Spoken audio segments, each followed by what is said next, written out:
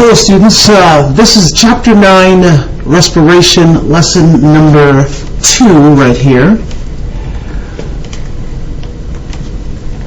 So here we're talking about NAD plus and FAD, the oxidation reduction reactions where you use the NAD plus or the FAD to do something.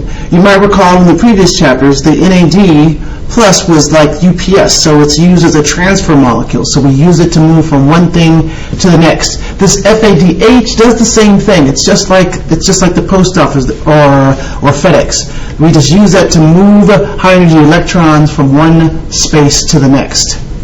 When a metabolite is oxidized, or when you add the H to this NADH, here's what happens. It accepts 2 electrons plus a hydrogen atom.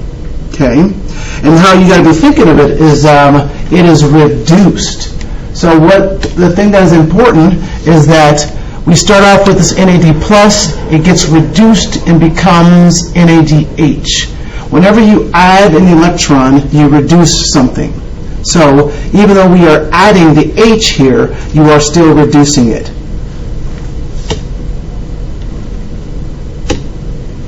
And on the other hand, when you take the H off, or conversely, when NADH becomes NAD plus, you take the H off, it's called this being oxidized.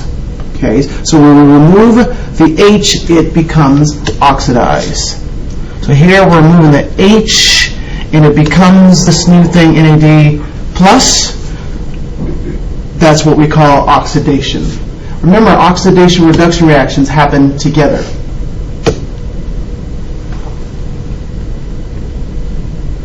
So on your sheet, there are a couple of boxes that you can fill out. Basically, this is a picture that shows you what I just explained. NADH plus the hydrogen is going to be reduced, and on the other side, NAD to become NAD plus, it is oxidized. So this picture just shows you a picture of what I was just talking about.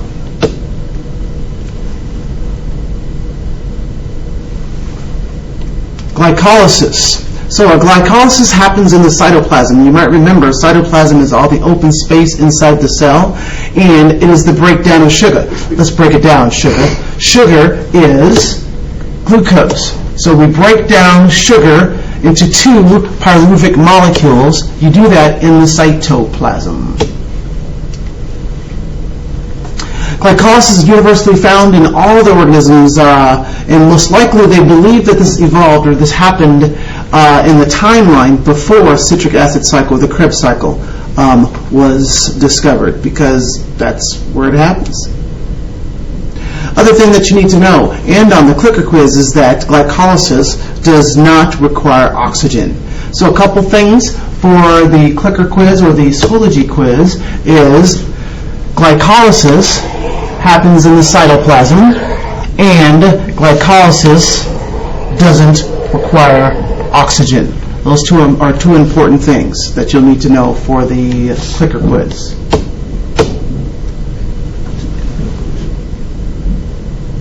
Alright, this picture here, on your sheet, all you need to do is make sure you have the whole process written down. Starting over on the far left, you have where glycolysis actually happens. You have glycolysis happening in the cytoplasm, where you have the transfer molecule NADH that's going to be moving high energy electrons plus H over to the electron transport chain.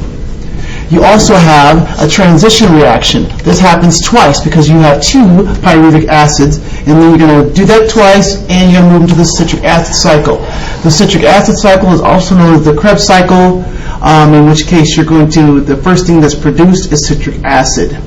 Most of the energy in respiration is made in the electron transport chain. You make somewhere between 32 and 34 ATP in this particular process.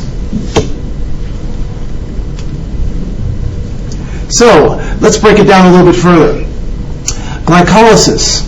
And also you should write this in your word maps. Glycolysis, the inputs or the reactants for glycolysis, glucose or sugar, a couple of the transfer molecules, NAD plus and ATP.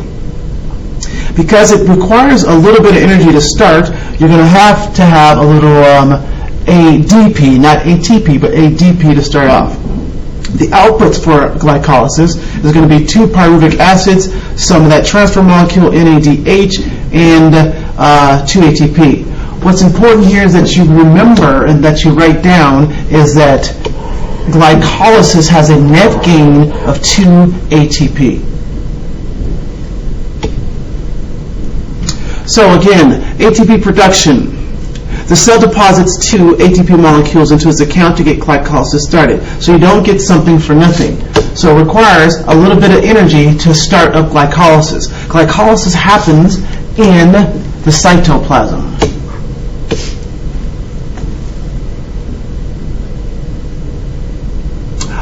It's going to produce 4 ATP molecules, giving us a net of 2 ATP. In the previous slide, I said you needed to know that for your clicker quiz or your Schoology quiz. You need to know that at the end of the day, glycolysis is going to give you a net of 2 ATP.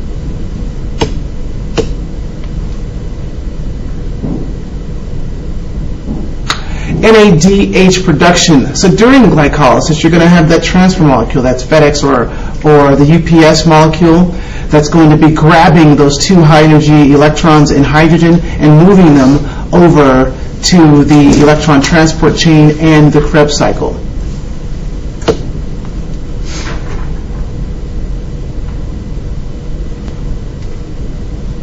So NADH carries the high-energy electrons to the electron transport chain where they can be used to make more E energy or ATP. 2 of the NADH molecules are produced for every molecule of glucose that enters glycolysis. And the last one for this lesson is the 2 advantages, and this is on your clicker quiz or your Schoology quiz, is you need to know the advantages of glycolysis. The advantages of glycolysis is that it happens very fast. So when you need energy fast, your body actually does glycolysis where you make energy fast. You don't make it a lot, you only make the net of 2 ATP, but you don't make a lot. The second advantage is it doesn't require oxygen. When you're exercising really fast, you're not breathing a lot, so you can do this in an oxygen debt. So the fact that it doesn't require oxygen, you can do it very fast, are the 2 benefits of glycolysis. That's it for lesson number 2, chapter 9, lesson number 2.